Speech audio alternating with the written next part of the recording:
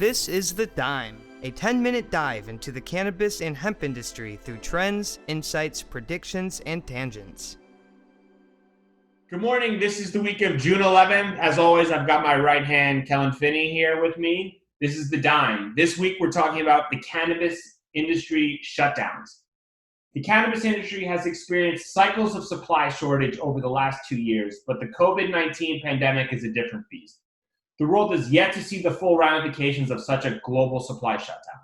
Since supply shortages have been seen before, why don't more cannabis businesses source from American-made suppliers?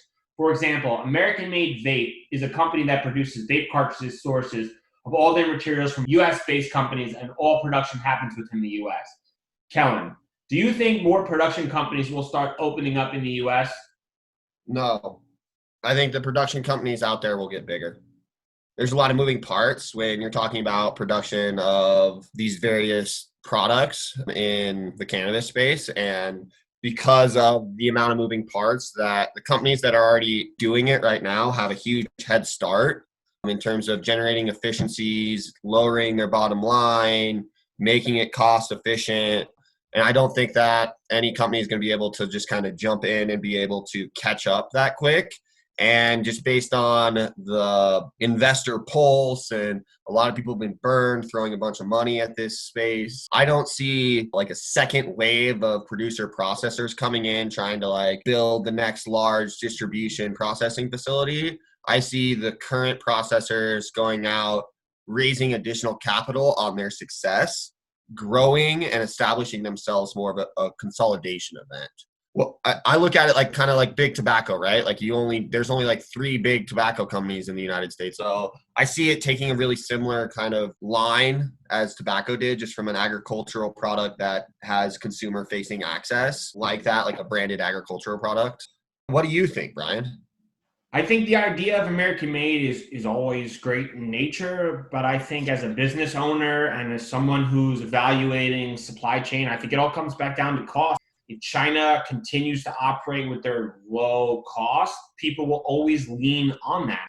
Ultimately, all businesses would love to support the US small business, but at the end of the day, you've got to support and help yourself. And I think cost is a major factor. And I think because of that, people will continue to lean on the Chinese made products, even if they're lower cost, because they understand that they're lower cost and might be lower quality, but sometimes that's really critical to ensuring that your company is profitable. So I believe that there won't be as many US-based companies, and if there are, the cost will be higher, and people will probably tend to lean back towards the Chinese after the pandemic starts to slow down.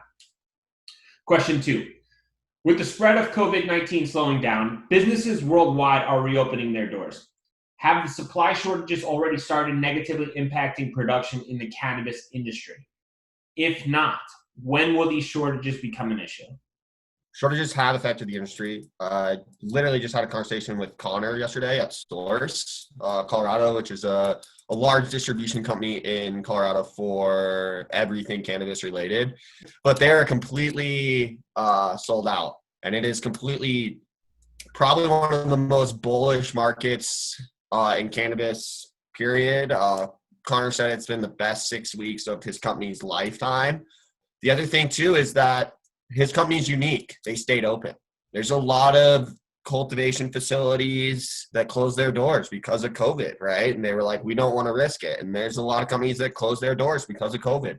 It's going to be hard for them to restart, regather their clientele, especially with companies that stayed open kind of filling that gap, right? And so I completely see a supply chain shortage because it's already there right now. I mean, prices continue to increase. He's getting record prices every single week for their products. So I don't see it getting any better and probably for another 6 months. And then you factor in the consolidation events, the companies that were living paycheck to paycheck, and all of these other variables. And there's not like a quick fix for the supply chain at that point. It's literally prices are going to go up, and the companies that are still producing are going to be the ones dictating the price. And as we all know, that when you have a company that's able to dictate their price is going to go up. So that's kind of my prediction, is that it's going to be a while before it's going to get worse before it gets better within the cannabis supply chain, at least. What do you think, Brian? You think it's going to be better, worse?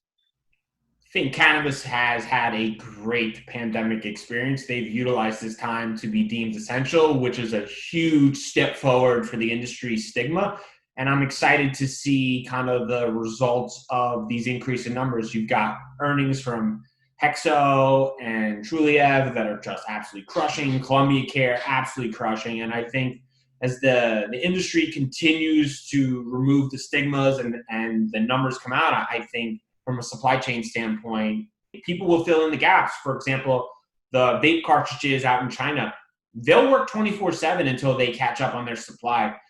Those guys work harder than anyone, and the delays are indefinite, but they will work night and day in order to catch back up and make sure that they rework the supply chain so that there's efficiencies again. And in a new industry, there's gaps, especially when there's major technology companies that are not operating in this space, like the POS systems and the bankings and all these other obstacles. And I think as soon as federal legislation goes forward, these technology providers will come in and they'll already solve these missing gaps in the supply chain. So I think it's only a matter of time before these major players are in operating an efficient model. Yeah, and I think one other thing I want to just quickly add to that is that it's an agricultural product, right? Like, it has to be grown, right? And so, like, increasing supply is really, really challenging to, like, have an ebb and flow, as far as, like, it's got to be predictive and not reactionary, because you have to wait a whole year to cultivate enough biomass to have a dent on the supply chain, right? And the only companies that have a capability of having a dent on the supply chain are outdoor cultivation facilities, and they're doing one harvest a year, right? And so they can only plant so much, and the licensing that they can plant and canopy space and all of these things factor heavily into being able to produce enough to fill a supply chain shortage. You know what I mean? And that's why price is huge going up. And we're even seeing the results of that huge freeze last year in Colorado that killed the largest outdoor farm in Colorado. So it's going to take a long time before these supply chains, because you got to grow it, right? For more vape pens to be produced, they have to grow more cannabis, right? In order to grow more cannabis, you need more land, right? Or a larger indoor facility. So I just wanted to end the supply chain problems with that thought process, that it is a crop, and it does have to grow, right? Like, it's a plant. We can't just go turn the factory up to 11 and be like, hire 10 more people. It's like, no, you can hire more people to look at the plant grow. It doesn't make it grow any faster, you know? The Scott's Miracle Grow doesn't work like that. You can use Miracle Grow. It's just, then you can't smoke it. Oh, then you just synthesize out the chemicals so that you don't have a problem. Oh, yeah, totally. Chemistry. All right, prediction time. What areas of the supply chain will never be the same after COVID? The legacy market. I think COVID has instilled a fear in a lot of individuals that wasn't there prior. And with that fear, people are looking for safety. And I think a regulated market provides that safety that consumers are looking for, in terms of, okay, now I know that someone was wearing gloves and a face mask when they took my cannabis out of this and put it into the container. Okay, now I know that they're doing XYZ and I can go pick it up here. And so I think that the legacy market will never be the same. I think that the steps that the legal market took to A, declare it essential, B, curbside pickup, deliveries, implementing a lot of the rough technology that's out there that you were kind of referencing previously, Brian, I think that really is going to change the entire landscape. And people are going to be like, okay, like, it's actually safer for me to go get my cannabis from a legal entity rather than my normal legacy market individual. So I think that's really where the biggest change is going to happen. And I think that you're just going to see stronger, and the way it's going to result in the market is you're just going to see stronger and stronger quarterly sales for the bigger companies. What about you, Brian? My thought might be unrealistic, but I think the dependency on suppliers. I think companies need to have an established supply chain where they've got backup vendors in cases of shutdowns in the future, because I think a lot of small businesses were absolutely murdered by complete closings of businesses for periods of time where they weren't able to receive shipments. And I think going forward, companies should have a contingency plan in case supplier X goes down, we've got supplier Y. And I think they should do that throughout the supply chain. I think that's an effective worst case scenario disaster plan. And I think more companies in all industries should be effectively responsible in organization principles and making sure that they've got the proper protocols in place in case something like this happens again. I understand a pandemic hopefully is a once in a lifetime experience for the entire world. And unfortunately, my perception is if something like this happens, there's a chance it could happen again, and history tends to repeat itself.